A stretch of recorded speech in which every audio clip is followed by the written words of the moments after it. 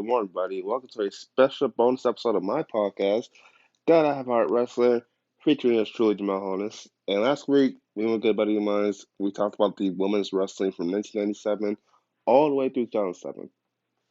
But today's going to be a special episode. This is going to be really, really interesting to talk about here because I'm going to talk about Stone Cold's WrestleMania matches from when he started at WrestleMania 12 against Sabio Vega while he was managed by Ted DiBiase, being the $1 million champion all the way through his what was unexpectedly his retirement match against The Rock in Safeco Field in Seattle, Washington against The Rock at WrestleMania 19. So it's gonna be really interesting to talk about his wrestling matches, the whole saga, chronology, and it's gonna be really fun. We're gonna have a lot of fun with this, and let's take off here. Whoever thought like you see a guy by the name of Steve Austin debut as the ringmaster. You take a look at this guy. He made his debut on December 18th, Monday Night Raw in 1995, which is also subsequently his birthday as well. And it's really interesting. You look at this guy, you think like, okay, he got a little bit of hair. He's a Ted DiBiase. He's I guess self-proclaimed the $1 million champion, and it's like, yeah, you know, I think this guy could be a star. He could be a star. It's really interesting throughout the next couple of weeks. I would see him shave his head, and I think he had his first major appearance in the 1996 Royal Rumble that year, and to me, it was like, okay, not too bad. This guy can actually move.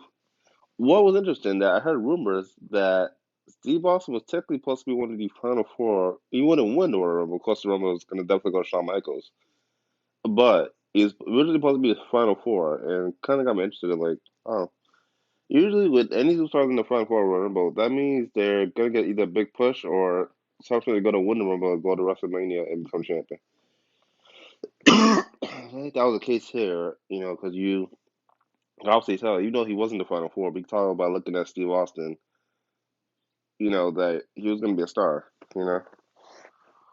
So, while I was watching him, and he's like vicious in ring skill. He's a brawler. The striker, he's a brawler, and it kind of caught me off guard to be like, wow, this guy's actually really good. In my opinion, of course, I would say like, okay, yeah, he's gonna do some major things, but one step at a time. He is man with Ted DiBiase, who Ted DiBiase won sometime a decade before that was a huge star as well. Seeing like main event WrestleMania 4 against Martin Randy Savage. So if you're gonna be managed by Ted DiBiase, you're gonna go somewhere.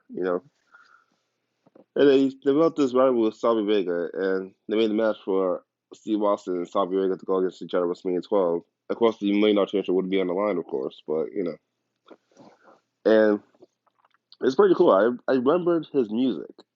He had that, kind of like sound like a serial killer type music, or that somebody's gonna really bash your brains in type. And it was like coming out with Ted DiBiase with $1 million championship in front of I think almost 20,000 people in the Arrowhead Pond in Anaheim, California. And to be honest, 12 was really big. Of course, with the Shawn Michaels Bret Hart Iron Man matchup,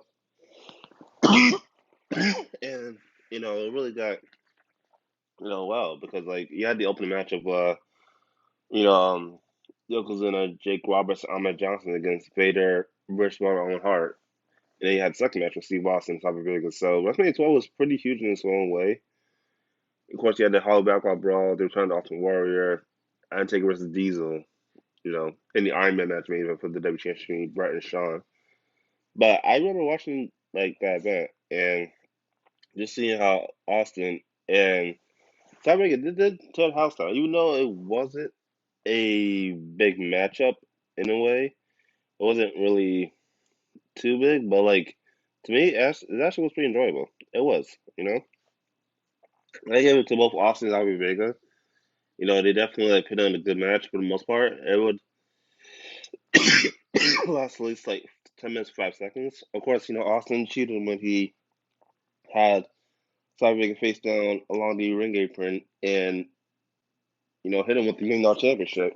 Of course, knock him out, and of course, Austin with the 1, 2, 3 defeating Sabio Vega. But other than that, it was actually a pretty good main event. I enjoyed it for the most part, and So yeah. Home I definitely enjoyed it, and like I said, it was just one of those good matches that you can never forget. So yeah, wasn't too bad to say the least. Yeah, but the thing is, after WrestleMania 12, but I think this is where Steve Austin's career really kicked off because of course he had a series of matches,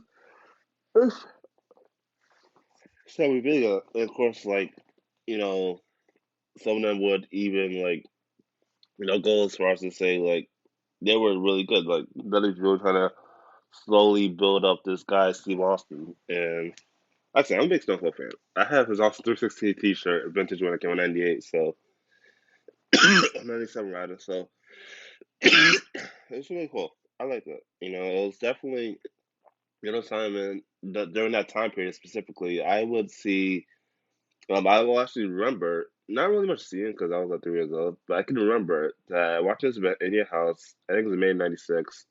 Where Sabio and Steve Austin had the Caribbean Strap match. A lot of them going out because I think they were in South Carolina, in Bastogne that night, which knocked the whole power, not the rest of the pay per view out.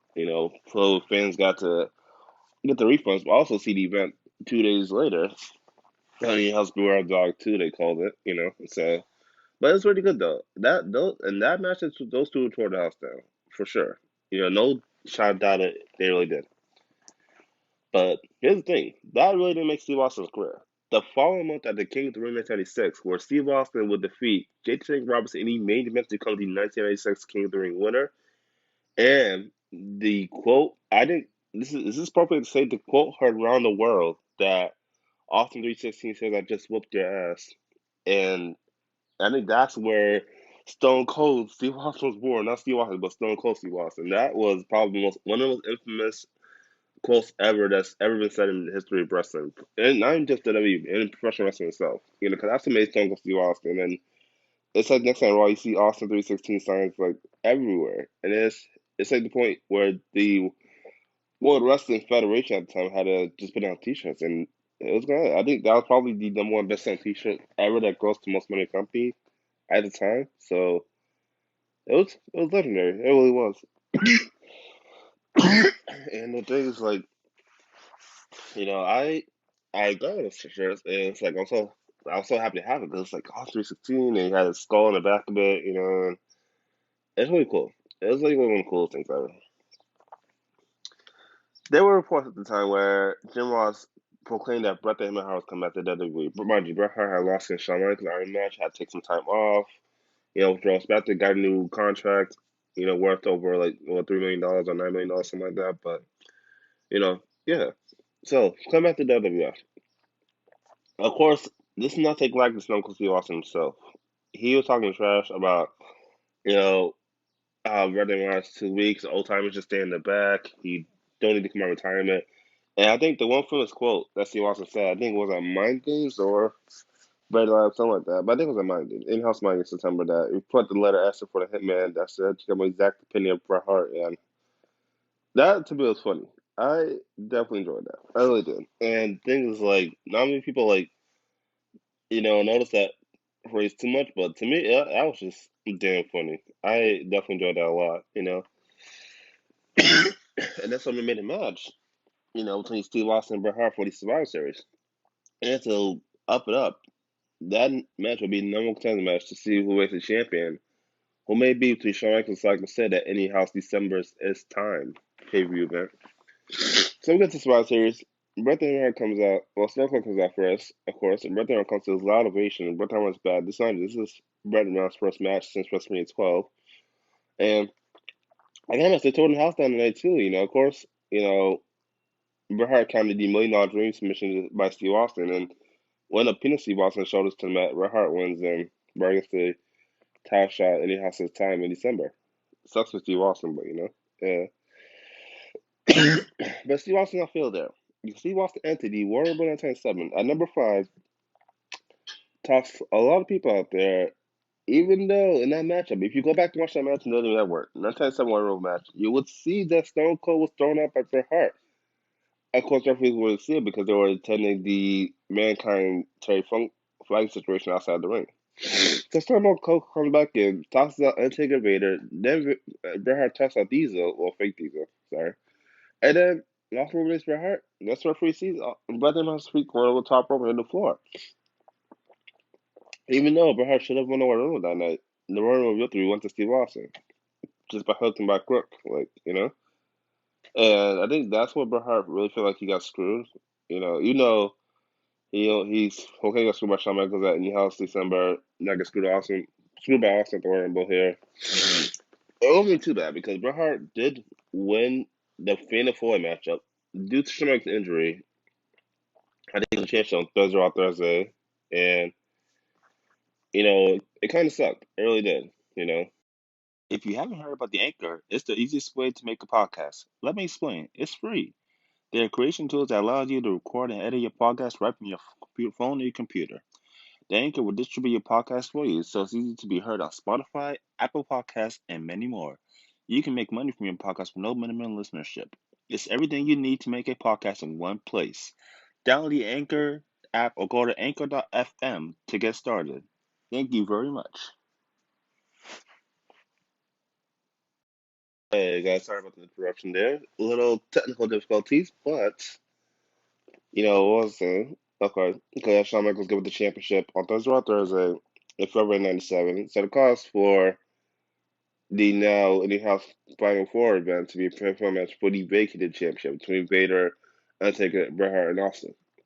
Of course, we got to the match. Vader be eliminated first, of course, and you know, and then next Steve Austin eliminated next. So it came out to Bret Hart and Undertaker for the championship, and of course, be eliminated by pinfall submission or going over the top rope. So thanks to Austin's distraction, Undertaker eliminated Bret Hart won the championship. I see this is really fitting considering what happened to Bret Hart 2 times in a row at the last 2 events. So I was like, okay, Bret's champion is kind of cool. WrestleMania, be hell with Bret Hart again. I have no problem with that. To me, I was like, who better man at WrestleMania than Bret Hart? Even though I had the Undertaker, but or Steve Austin. But when they made the I Quit submission matchup, I think it was supposedly supposed to be Bret Hart and Stone Cold for the championship. Of course, the plan was probably Bret Hart win anyway, but to be a heel champion instead of babyface champion. But of course, that didn't stop because when they made the steel cage match between Bret Hart and Psycho Sid on Raw, I think it evidently cost Bret Hart the championship. Psycho Sid wins it, so that would pit Psycho Sid and Undertaker match at WrestleMania for the championship instead of Bret Hart and Stone Cold Steve Austin. And of course, it'll still remain a submission match here. Since Austin and Hart have so much bad blood going on, this was indeed the nicest way to to experience it. So, you know, I think it was fitting too. I mean, what would have been cool championship, but I think the Bret Hart Stone Cold match is better without the championship. On the line, if that makes sense. So yeah, but get to WrestleMania, and they named.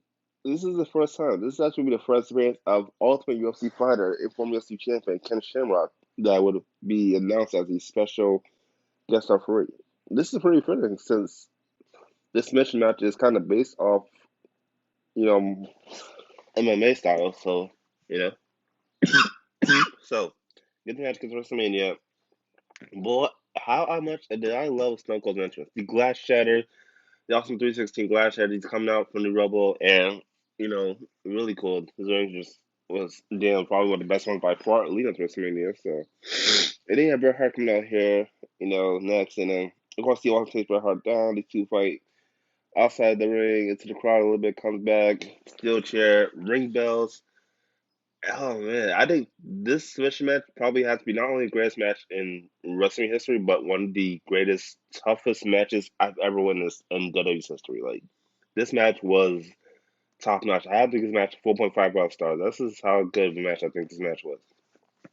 He said a chair shot, like Bret Hart got the top rope, top turnbuckle, and bam, watching the system, Bret Hart gets down from the top, and first you see Austin apply these, the $1 million dream, then the sharpshooter Bret Hart counted the sharpshooter was on. Mind you, Austin was something about a ring bell, and they see Austin bleeding, and then it's like Austin doesn't on tap. Instead, Austin passes out. Ken Shamrock, special referee, rings the bell. It was a match to Bret Hart's favor, but people didn't notice it until now, though. I didn't notice to watch the match when I was, almost 4 years old. The thing is that the purpose of that was to do a double turn. So from Bret Hart going from babyface to heel, to have him booed, and from Austin going to from heel to babyface with them cheering Austin. Austin didn't really portray portrayed a good guy character. He's always been an Indian face type, kind of like any typical heel would, but like that's what the crowd wanted to see. That's what the crowd loved, and that's what the people in the company wanted to do at the time. So it makes sense. In my opinion, it definitely makes a lot of sense. If one match should just go down the way it did, and you're not going to actually see Keshaw take Bret Hart for Austin, Darren fight and Bret Hart just tucks his tail going in the back, and you see Austin stun another first star came to check on him, and Austin just getting that stand ovation, just walking down the ramp to the back, and like I said, it was fitting. It really was. This is one of the greatest moments ever in wrestling history. As far as any match goes, I loved it. I really did.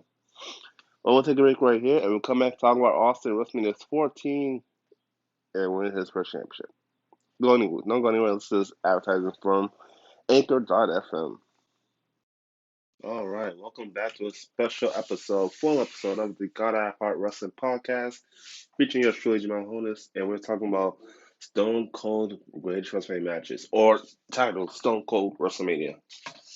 It's pretty amazing. When Stone Cold seems to at least get into the WrestleMania group, it seems like it gets better and better as the years go by. We saw with the WrestleMania 12 with Savio Vega and the infamous submission match against Bret the Hitman Hart at WrestleMania 13 in Chicago. But man, you gotta think bigger. On WrestleMania 14, it was announced that it was going to Boston, Massachusetts. It was gonna be X-rated. Like it was gonna be the nonchalant, probably the biggest WrestleMania to date. And with those men, you're gonna need the big stars. Guys like Shawn Michaels and Stone Cold Steve Austin. It's pretty dynamic how these two got to this point where first it started out when, Shawn Michaels had quote unquote beaten Bret the Hitman Hart via controversy at the Anti-7 Survivor Series to become the WWE champion while also being the repeat champion that he originally took from the British Bulldog at the WWF's one and only September of '97 in Birmingham, England. So we got Shawn Michaels champion now. We need a challenger, and that really starts on the road to WrestleMania, which actually starts at the Royal Rumble. Amazing Rumble. I talked about this on the Bones Episode podcast. You had Stone Cold Steve Austin. He was a marked man going to the 1980 Royal Rumble. Didn't care what obstacle come his way, what he had to go through to get to the main event WrestleMania and get that title shot. There was a huge target on Steve Austin's chest here at the 1980 Royal Rumble. Stone Cold came out at number 21 and just proceeded to just beat up anybody and everybody who's standing his way. And he was pretty cocky. It came down to both The Rock and Austin at the 1980 Royal Rumble, and Austin got the stunner on The Rock, eliminated him for the Rumble match to win and advance to WrestleMania.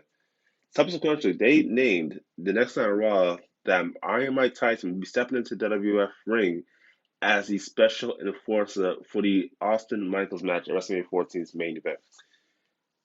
My take on it is that it's pretty good. It has a lot of traction. Mike Tyson's a big star. It's going to bring more revenue to the WWE. It's just a smart decision on Mr. McMahon's part to bring Mike Tyson in. Really cool. Baddest man on the planet, without a shadow of a doubt. But to take away from that, you got to put aside that, Watson said that he's stepping into his world and people are calling him, Mike Tyson, the toughest SOB on the planet. Of course, not taking a liking to that by Steve Austin himself, and just got in this whole competition with Mike Tyson next night on Raw on January 19th. And, Mike Tyson shoved Austin, of course. But he tried to fight against the officials, and I guess Tyson security holding them back. That, to me, is probably one of the pivotal moments in my Raw that really set the road about what it was going to be like for WrestleMania that year. So it was just pretty crazy. It was. And the weeks leading to that, you see Austin bickering with Michaels being part of DJ Reigns with China and Triple H, and of course Mike Tyson too. We had that rules on episode Monday Raw February, which revealed Mike Tyson to be a new member, quote unquote, new member of D Generation X, which to me kind of threw a huge monkey wrench.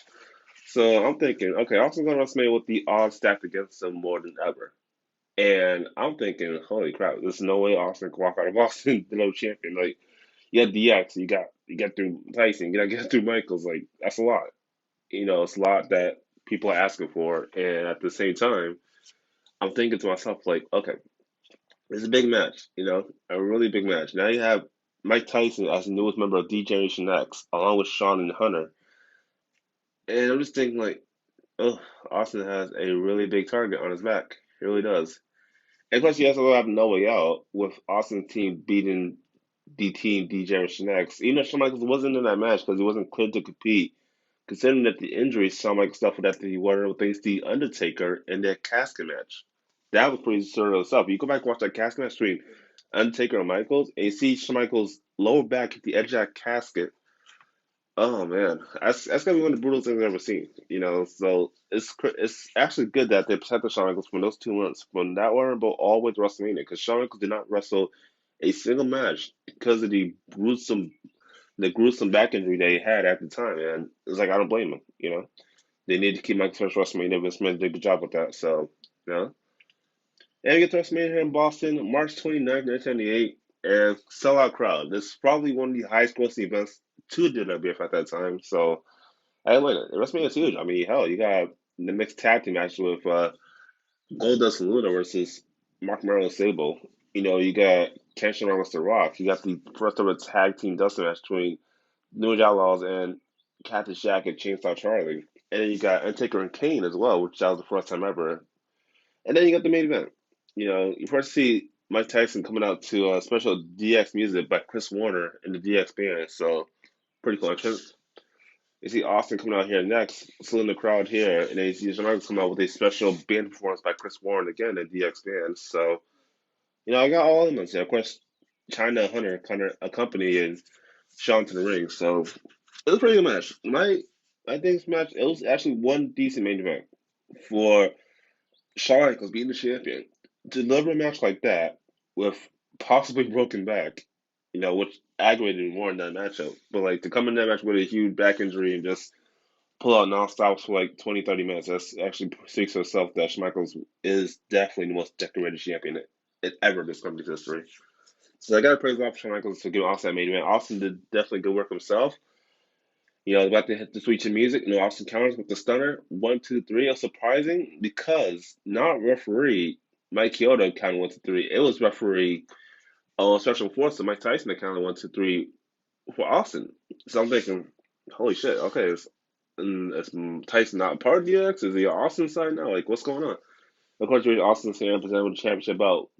You got Shawn Michaels coming up here, and Coach Tyson like, well, what happened? What do you do? I thought that was part of the plan. And as soon as Shawn Michaels strikes Tyson counters and strikes Michaels back with that right hand, like, whoo! Is a hear JR like Tyson, down goes Michaels. Tyson knocked out Michaels, and it was just like, oh man, this is pretty surreal. Like I did not expect Mike Tyson to be holding up Austin's hand with the WWE Championship belt, you know, being presented to him. But this is a great era. This is the Austin era has begun. And JR said that the Austin era has begun. And I think from that point, WrestleMania, it just took off. Like, now we know that Austin is the face of the company, being the champion, winning the main event of WrestleMania against Michaels. I got to give the match 4 out of 5 stars. It was that good. It really was. Even though at the time, you could say whether Shawn and Austin teamed up together as tag team champions or been opponents against each other 1-on-1 for the WWE champion. This rivalry doesn't really live up to the major rivalry Austin will have against the next year. And that rivalry is against one up and coming superstar, The Rock. Dwayne Johnson, The Rock, who was probably the member who became the leader of the Nation Domination, which turned to a nation after on the same night after WrestleMania 14 in That's Not Raw on March 30th. It took off from there. I got it. The Rock was a great leader in Nation Domination. Until the group disbanded after Rock brought the IC title to Triple H at SummerSlam '98. Pretty cool. On Austin's end, he was defending the championship. Like, he lost his championship thanks to the Undertaker to Kane at the Undertaker King of the Ring. Got it back to That's Not Raw. He had his rivalry with Undertaker. Left his SummerSlam Highway to Hell as appropriately themed. Austin still beats Undertaker. That's cool. He was still fuel Austin if Undertaker came throughout the fall of 1988, leading to the Survivor Series. This is where things change. Even though in my opinion, I didn't see this coming. I thought either Austin or Mankind were the two favorites to walk out as its champion of Canada. Undertaker's my guy, but I was like, Undertaker's a heel. He's not girl. Yeah, I don't think he's become champion. I want to become champion, but he's not become champion. Substance contrast, we get to the finals of that Deadly Games tournament, and of course, Mankind and The Rock, and you see the same thing that happened the previous year before with the sharpshooter. The Rock applies on Mankind. McMahon says, "Ring the bell." It was Shane Man at ringside, and it's just like, holy shit, The Rock's the champion. Like, you know, it's like the company had transitioned from Austin being the face to now The Rock being the face of the company. Like, that was pretty surreal. And he had a series of matches with Mankind and The Rock, whether it was a regular match, a I Quit match, a Street Fight Last Man Standing, or a ladder match, like empty arena match, probably the most infamous between The Rock and Mankind. Like, it was pretty crazy. It was. Even though Stone Cold's Road to WrestleMania was not really right, he would not prove to be left out of the main WrestleMania to get his championship back. He had to go through the Undertaker in the Brady Live matchup in December at that is Rock Bottom in British Columbia, Vancouver. So he beats the Undertaker Brady Live match thanks to Kane. He gets a shot to compete in the Warrior matchup. It sucks that he had to be chosen number one. But I was like, I got the odds against Stacks dollars against somebody who ends up in number one to win a matchup. But this is where things got getting better. Mr. Man had put himself in a match to not Austin win, guaranteed. Number 30. Of course, Shawn Michaels, the commissioner at the time, makes him number two. This was so surreal. You're gonna have Austin and McMahon start off the winning matchup with all the other 20 superstars, whoever it may be, try to win. Also, you got China, which would she become the first woman to compete in a men's warrior matchup, number 30. That is mind-boggling itself. So let's Rumble here. Mr. Man Austin starts off, and let's just say, they run up through the entire crowd up in the women's locker room. Austin gets jumped by, the corporate teams, Ken Shamrock, Test, and Boss Man. Very probably is the Stooges as well. So Austin's taking him in, and once Mr. Man's coming back on ringside, Austin, after Undertaker had abducted Vincera, I guess, Mabel, yeah, let's call him Mabel at the time. Austin comes back in the ambulance. Mr. Man is shocked, and subsequently, it comes down to both McMahon and Austin as the final two. Austin gets a stunner. The Rock comes in. Mind you, The Rock had beaten Mankind in the IQ match earlier to become new champion via controversy itself, because Mankind really didn't say I quit. He was knocked out. No question, Rock comes down to distract Austin, and Mr. Man throws Austin on the top rope, and Mr. Man, shockingly, probably the most shocking I've ever seen, wins the 1999 Royal Rumble match. And this would be a very strange road to WrestleMania, because now you're thinking, is it going to be really Mr. Man versus The Rock for the championship at WrestleMania? Like, that sucks. Thank God for next night in a Raw, when Austin had a little visit Shawn Michaels in San Antonio, Texas, I guess his house, whatever. Mr. Man had turned down the opportunity to go to WrestleMania and fought for his title opportunity. So, exceptionally rules in that rule book, I actually validated some stuff I didn't know was true. The winner, the runner up, the last one to eliminate that match would get the winner, would get the right to go to WrestleMania if the original winner didn't want to go to WrestleMania to face the champion. Of course, that'd be Stone Cold Steve Austin. But, of course, Mr. Man didn't want that, so he had no choice but to take Austin's challenge in a cage match for the St. Valentine's Day Massacre event in February on Valentine's Day in Atlanta. So we got to the St. Valentine's Day Massacre. Austin, McMahon, steel cage matchup. It was a bloody match. I thought when Mr. took that fall from the top of the cage onto the announce table and hit his tailbone, I thought, oh, that's gonna be severe. I'm glad Mr. Man took that like a pro. It was pretty crazy. So you get there, and of course, Austin didn't want the match to end that way. Puts Mr. Man's backside the cage, beats him up some more, get the stunner, and then we see the debut of Paul White, aka the Big Show. That was a big surprise. We did not expect to see him, considering he was in WCW just a few weeks ago. So, you know, Paul White picks up Austin, slams him against the cage, and the cage broke. Gained weight. Austin's feet hit the floor first, and Austin wins. Austin going to WrestleMania to face the champion, who would be The Rock, because The Rock would beat Mankind next time Raw in a ladder match to become champion. So now we got the stage set. Austin Rock, WrestleMania 15, Philadelphia, one of the most anticipated main events of all time. I'm a big Rock fan as well. I don't care if he was a good bad guy. I was just a Rock fan. Just because our catchphrases and everything he's done, it was so damn cool. You know, so with WrestleMania in Philadelphia, about 20,000 fans there, sold out just like the year before in Boston. It's pretty cool. Throughout that night, it was supposed to be either Paul White or Mankind to be the special referee for that main event matchup. Evidently, Paul got arrested. Mankind was taken to the hospital, and Mr. Man named himself the referee for that matchup. Of course, thank God before the main event began, Commissioner Michaels came out and named Earl Hebner the referee for that main event. Thank God, so yeah. All right, well, I guess the main event, Rock was out here for us and champion, and I gotta admit, you may not like The Rock at that time being a heel, but you gotta admit, he looks like a champion, he speaks like a champion, he is championship material. I gotta admit, he's The Rock, one and only. So pretty obvious to see where this is gonna go. Austin comes out next. I thought it was weird that he came out in a shirt, but look at it, when he said his story on the Austin and That's the Bottom Line documentary on WWE Network, he said that he had left his ring gear in his bag at, his hotel, wherever he's staying in. So he only had a t-shirt to come out with. He didn't come out with a signature Austin 316 vest or black leather vest. So yeah, it was pretty appropriate. So I was like, okay, there's something different. And that was made him so good. First, you had the referee get knocked out. You had low blows. You had steel chairs, rock bottoms, left and right, people's elbow. Everything the Rock did try to put away Austin, even the rock bottom through the announce table. Like, this was one of those damn good main events that you gotta be like, you gotta be like, well, what happens next and next. Like, these are two of the greatest stars battling for the WWE's top prize, the championship belt. And it's pretty crazy. You got Mr. Man coming out here, and they're stopping The Rock, and they're stopping Austin with The Rock. You see, Mankind come back. I just came back from the hospital. He still got the tie dye referee shirt on, and proceeds to beat up Mr. Man and The Rock. Austin comes back in and stuns The Rock. Stone Cold pins The Rock 1, 2, 3, thanks to Mankind, and becomes the new champion. And has that big celebration with on top of Mr. Man, and that was just one of those moments that you can't really forget. It's pretty amazing, though. You really got to appreciate the fact that Austin won the championship. He gives us the wrestling moments that we can remember forever, and it's really amazing. It definitely is. I gotta appreciate this main event. I gotta give it 5 stars of 5 stars because the Rock and Austin Part One. Because there are two more wrestling matches with the Rock and Austin. But you gotta admit, the first one was damn good. I gotta give it 5 out of 5. This main event was so damn good. Like, I can watch Austin Rock Wrestling 15 over and over again. That's how much I appreciated this matchup. That's how good it was at that time. So.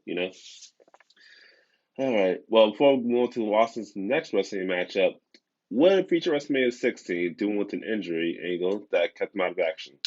But when we come back, we'll talk about Austin's next WrestleMania matchup, and this one's gonna have a little twist to it at the end of it. But enjoy this sponsorship from Anchor.fm. All right, welcome back to this full episode about a Stone Cold WrestleMania on God I Heart Wrestling podcast, which is truly Jamel Wholeness. So I'm talking so I'm trying to bring more dramatic effect into this play here because it's pretty crazy how WrestleMania 15 is just come and gone. Austin's the champion, back to being the top star of the face of the company. Things didn't exactly go up scale from here from this point on. Austin would evidently lose the championship to the Undertaker over the edge, 1999. And, he did get it back on the night after King of the Ring by beating the Undertaker on Monday Night Raw. Of course, they had a rematch, first blood match, and probably one of the most insane first blood matches I've ever seen between two superstars at Fully Loaded. Evidently, Austin won, and that's kind of like kept the Undertaker out of the top picture for now. The game Triple H is on the up and coming. Triple H, who had wanted to be champ for a long time, had that chance. First off, it started with being The Rock in that fully loaded strap match on that same event, fully loaded in July '99, to advance to SummerSlam to face Austin one on one. Evidently, there was a mix thrown into it because it was announced that um, I think it was governor of Minnesota, well, he's running for governor of Minnesota, and former WWE champion himself, Jesse the Body Ventura, become the special guest referee for that match between Austin and Triple H at SummerSlam '99. Evidently, it was another monkey wrench thrown into it. Mick Foley came back after sustained injury from Triple H with the sledgehammer back in May of '99. Would come back and insert himself, making the championship match a triple threat matchup between Austin, the Game, and Mankind for SummerSlam '99. We got SummerSlam '99 first. We got Jesse the Body coming out first, then Triple H, then Mick Foley, and then Stone Cold Steve Austin, of course. Not just moving back and forth. It wasn't too bad. I think Jesse Ventura definitely exercised his duties as special referee and ejected China and Shane McMahon from the matchup as well. Evidently, Mick Foley caught the opportunity, hit the double arm DDT on Austin, and pinned up 1, 2, 3, become champion. To wait a little bit, try to take on Austin's leg. Though this will not be the end for Triple H, though. You get the next time around to challenge Mankind for the WWE Championship and win. Thanks to Shane McMahon, especially for free, Triple H is now finally on top of the mountain, being the WWE Champion. And no, it's pretty cool. They got, Austin will be cut out of action for a couple months here, leading to an angle that happened in the Survivor Series, which knocks out a competition being run over by who this mystery person was and who orchestrated the plan in the first place. Austin saying really injuries in her life with his neck issues had to take time off, with the injury at Survivor Series 99, definitely helped a lot more. So it's safe to say that this tie picture between The Rock, Triple H, and evidently the Big Show, because Big Show did capitalize on the opportunity, being inserted into the triple threat matchup between The Rock and Triple H for the Survivor Series, and wins the championship thanks to Mr. McMahon. Sweet justice here. 2 months later, on the first Raw of 2000, when Triple H beat the Big Show on the first ever McMahon-Helmsley regime era to become the champion, really shaped our way what WrestleMania 16 going to be about. In the main event, we had The Rock, who won the Royal Rumble that year, Mankind's last match. Bishop won the opportunity to beat The Rock on No Way Out, and Triple H the champion himself. Evidently, be nothing to prove all challenges here, with McMahon's being every corner, but subsequently getting that together without Linda McMahon at the end of the match, screwing The Rock, and Triple H would remain your champion. Evidently, this would not be the case. The title flipping back and forth between The Rock and Hunter at the time throughout the 2000 seemed like surreal. And its Olympic gold medalist won the 2000 King of the Ring. The name of Kurt Angle, who go on to attempt to win championship with SummerSlam, didn't get so well. Be involved in this love triangle between Triple H and Kurt Angle Stephanie. So, I know we get to No Mercy, where Stephanie is representing Kurt Angle in his corner as the business manager and helps him defeat The Rock thanks to interference by Rikishi himself, will become the new WWE champion.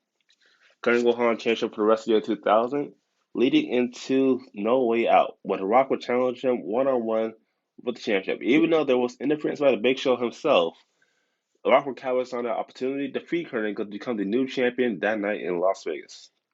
So now, we have Austin, who had come back at the Survivor Series, and we all know that Triple H was the guy that orchestrated the plan to get run down by Austin a year prior. So, I have a few series matches between these two. These two go through Hell in a Cell, the Royal Rumble, which Austin had won the Royal Rumble and get the top shot for WrestleMania. Austin's business with Triple H was not finished just yet. Before he got to WrestleMania, he had to make sure that he was clear on the road. So, Mr. Man created a match. Austin getting the game. 3 stages of hell for No Way Out 2001 in Las Vegas. And centrally, I didn't really see this coming. Triple H had won. So I don't know if this is where to boost Triple H's profile or just give Austin that one big loss on the road to WrestleMania, which kind of sucked. I expected Austin to win this matchup, but Triple H won it. So I was like, it's not too bad, I guess. Could be worse. And with Austin having that rivalry against the game in the rear view of his mirror, we was all set to have The Rock Austin Part 2 for the championship in the main event of WrestleMania 17 in the Houston National Dome with 69,000 fans in attendance. It could be bigger than WrestleMania 15. We're going to have to find out here. We get to WrestleMania, and this is what shocked me as all. The referee announced that this would be a no qualification matchup. I'm thinking, okay, this has got to be Mr. Man idea to let these two just go at it and see who the better man wins. Okay, that's pretty cool. The match was straight down. I gotta admit, maybe a little bit better in WrestleMania 15 just because he's had both bloodshed from The Rock and Austin. Yeah, turnbuckles, ring bells, ring posts, each other. You had sharpshooters applied, you had $1 million dreams applied, and rock bottom, Stone Cold Steve Austin, and Stone Cold Stunner. And these two guys would not just put each other down. It's pretty crazy. It's pretty surreal. The only thing that caught me off guard, Mr. Man coming down the ringside. I'm thinking, what was he coming down for? He had said that he had $1 billion investment on the outcome of this matchup. Which is understandable. If you're gonna be a businessman, you gotta take care of business yourself. That's where you go in the business world. I understand that. It was kind of weird when I first saw this, and then I'm thinking, okay, he's gonna try his brother school Austin. He hates Austin most. Okay, brother try the Rock. But when the Rock was hit the Rock bottom on Austin, guess what? 1 2 3. Mr. Man just pulled the referee from ringside. And I'm like, holy, this is crazy. What's going to happen? You see, the Rock chasing Mr. Man outside the ring. He gets back outside the ring. Rock Stone Cold start on the Rock. Subsequently, the Rock kicks out, thank God. And then this whole match is pretty much Austin with the stunner. And Mr. Man handed Austin a chair. You see Austin with his big smile on his face, all bloody and battered, and just continuously hit the Rock with several chair shots to the leg, to the back, to the abdomen. And it was pretty surreal. And then finally gets to 1 2 3, and Like I was in shock because after that you would see Usman and Austin shaking hands like they had just like they're like, oh, mission accomplished, job well done. Like, that to me was the biggest shock. I did not see that coming. And, JR said it best, like, why Stone Cold why? He just sold his soul to the devil. And, JR had that right. He had that on point. So I'm like, damn, holy shit. That's how Austin's together. Like, it's news for the company. This may be the most dynamic duo to ever be beaten. Like, or be unbeatable. This was pretty surreal. It really was. Like, damn, Austin champion again, but he's a bad guy. And way different from what happened WrestleMania 15 2 years ago in Philadelphia. Now we're here in WrestleMania 17 in Houston. I was total shock and all. I couldn't believe what just happened. You know, but next time Raw, The Rock never gets rematch, but he lost in Steel Cage match. Snakes in the rest Triple H that would form the two-man power trip between Austin and the game, alongside with Mr. McMahon. And evidently, this was the match that put The Rock out of action for several months to film the movie The Mummy Returns, which is also a good movie. Check it out where you can rent the movie Mummy Returns. Dwayne Johnson, really, absolutely, really good movie. You got to see it. If anybody that has not seen this movie yet, it's been 20 years now since that movie's been out. So yeah, it's a pretty good movie though. Evidently, Austin began to the Invasion saga align itself with the alliance of WCW's comeback. Evidently, they lost at the Survivor Series, and this whole time Austin has been champion. Lost to Cloud Kurt once Unforgiven, got it back a few weeks ago on Monday Night Raw. So evidently, they had to deal with the former WCW Championship belt, renaming it the World Championship. We would have a one-night tournament at Vengeance to crown the first ever undisputed champ by unifying the WWE champion and the world champion together. Chris Jericho won that by defeating Austin in the main event and would be marked as WWE's first ever undisputed champion. Chris Jericho. We get to 2002. Things were looking good from here. I think Austin was going to win the Rumble that year, but that was won by Triple H. I think that was well fitting for Triple H to be out of action for 8 months, come back on the Rumble. That's cool. It's actually not too bad at all. And his rivalry with Stephanie with the fake pregnancy, the marriage, renewing wedding vows, and Carnegie was upset about not being, you know, winner and being placed in the WrestleMania. And then we go against Triple H, along with Stephanie as a referee at No Way Out. And Carnegie did win. So Carnegie was destined to go to WrestleMania. But you don't know who's champion in face between Austin or Chris Jericho. Chris Jericho was defending the championship against Austin at No Way Out. But due to the interference of the comeback of the New World Order, NWO's Hulk Hogan, Scott Hall, and Kevin Nash, cost Austin the title to No Way Out, setting this up for a Scott Hall Austin match at WrestleMania 18 in Toronto at the Skydome. Let you fans in a little secret. Originally, the original idea was for Austin to go against Hogan 1-on-1, and I would have been one to have definitely would love to see that matchup. It sucks that we'll never get to see Austin and Hogan 1-on-1, unfortunately, except for that handicap match the day before WrestleMania 18. But at least we got something the next best thing. We got Rock versus Hogan for WrestleMania. So evidently Austin has settled to go against Scott Hall, which is not too bad. It's pretty decent. It's not like a big time matchup, but it's pretty decent. We get to WrestleMania 18 and get to Austin and Scott Hall here. I think it was probably the one of the worst WrestleMania matches in Austin's career. It was okay. I gotta give it meant to be 2.5 stars. Scott Hall was just too there.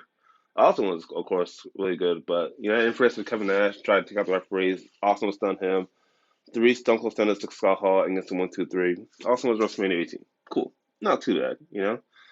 Evidently, I think for that match, Austin was frustrated to the point where he couldn't get Hogan. Instead, The Rock had to get Hogan because Spence saw it as that as a bigger attraction. It was a live up to the hype. Austin and Hogan was definitely 5 out of 5 stars. Again, an amazing wrestling matchup. 5-star match. But it's like I gotta think about the what if. What if we could have got Hogan and Austin at WrestleMania in front of Toronto Skydome, the same place where Hogan lost to the Warrior at WrestleMania 6, the WWE Championship. In that title unification matchup. So it could have been, but sadly things weren't going Austin way at the time. And it just sucked because I really wish, as a fan myself, I would have loved to see Austin and Hogan at WrestleMania. That would have been probably an amazing matchup. It really would have been. Like I could have seen that match going back and forth, the crowd just being really into it. especially in Toronto. Me being Canadian myself, like it would have been really nice, to see that at least, one time sake, because we did see Hogan and Rock again, no way out the following year, but it's like, it didn't look to potential as the WrestleMania 18 did. Best one by far, very very best one. All right, but most of the good days in life, all good things must come to an end for Austin as far as his WrestleMania dreams go. And we'll be right back. We'll talk about that after this break. All right, welcome back to the conclusion of my focus of God I Have Heart Wrestling, featuring your true Jamal Honus. We're talking about his Stone Cold's history of WrestleMania. What a legacy it's been. But, you gotta think about it. Austin and Scott Hall was okay. It wasn't exactly the WrestleMania match people had like hyped up to be as much as Hogan versus The Rock. I think Austin's going through a transitional phase, period of timeline where he wished he had that longer WrestleMania match, to go out and, yeah, he had his rivalry with Ric Flair against, of course, Undertaker, Big Show. And evidently, there was supposed to be a match on Raw where Austin was supposed to face Brock Lesnar for like qualifying for the 2002 King of the Ring. Austin was mad that the match was not really hyped within 3, 4 weeks advance that they announced on the same night Raw without any hype, no promo, whatever. And Austin evidently ended up walking out of the company in June of 2002. And I can't really blame him because, like, for the rest of that bit, you're going to need really hype. You're going to need promo. You're going to be advertising. Like, it's Austin versus the next big thing, Brock Lesnar. That could have been one hell of a matchup. That's you call. Sorry about that. Technical difficulties again. What was I saying? That the fact that you have Austin being frustrated walking out of the company because of not enough hype for Austin versus Brock Lesnar qualifying match with King of the Ring. I understand that. It kind of sucks. We'll not hear from Austin again throughout the remainder of 2002, unfortunately. But thanks to a storyline by the new Raw general manager, Eric Bischoff, which brought Austin back thanks to Mr. Man, was set up for Austin versus Eric Bischoff for No Way Out. As let's just say that was the Stone Cold comeback that everybody's been looking for. He would beat the holy crap out of Bischoff that night in Montreal, Quebec, Canada for No Way Out. And it's pretty fitting too. I loved it. I loved it. I wasn't really much of an Eric Bischoff fan. I hated Bischoff, and just seeing JR be like, yeah, whoop his ass, So I was pretty fitted to like see all that. And Austin, of course, got the win over Eric Bischoff here. But that's not Raw. Austin be reintroduced again to the old rivalry that fully really had to cement his career one last time. The Rock will come after meeting Hogan and that controversial matchup the same night No Way Out. Rock really felt like he needed to cement himself as career. He beat everybody, but he's not being Stone Cold Steve Austin. So one more time, your shot's challenge. Austin, Rock, WrestleMania 19, Safeco Field, in front of 55,000 fans. One last time, Rock Austin Part 3. And I'm telling you, if you thought the first two were some drag out blowout matches, this one would not disappoint as well. The last couple weeks, we see Austin and Rock talking publicly with each other. We saw the Raw before WrestleMania where Austin ruined the Rock concert and broke that guitar as well. And it was just pretty fitting. And I think at that point, The Rock really had to prove that he really be Austin one last time. To get to WrestleMania 19, Safeco Field in Seattle, Washington, 54,000 fans in attendance, and it's pretty amazing. First, had The Rock come out to that Hollywood entrance. I gotta admit, out of all the Rock's themes on WWE, I kind of gotta like the Hollywood entrance by The Rock, and it's pretty cool. I like it. And of course, Austin's music hits the glass shatters, tremendous ovation by the 55,000 fans there, and it's pretty amazing. Rock and Austin's match with the team was definitely something to live up to. Even when The Rock put on the Stone Cold Wrestling tried to, just wrestle Austin, a little bad luck. So they got to off the best. Austin get the stunner, kick out, The Rock star bounce, kick out, people's elbow, miss, all that. Until Rock got that one final rock bottom. 1, 2, 3. The Rock has finally defeated Stone Cold Steve Austin at WrestleMania, well, forever in this period. I don't think any other time Rock has been Austin straight up 1-on-1. So this was the first. This is history making.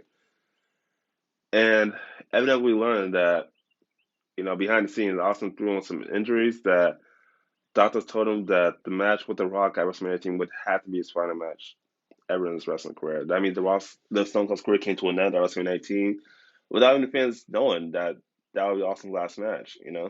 So it kind of sucks to see that behind the scenes you learned that Austin's has too many injuries, has to retire, and you know, yeah, he lost to The Rock. And Yeah, that's the way to go out. At least The Rock let's don't grab that ring for another 10 minutes to salute the fans and I guess in a way say goodbye. To once and for all. And it's just it kind of sucked because I was sad. I was like, damn, it's Austin for last time.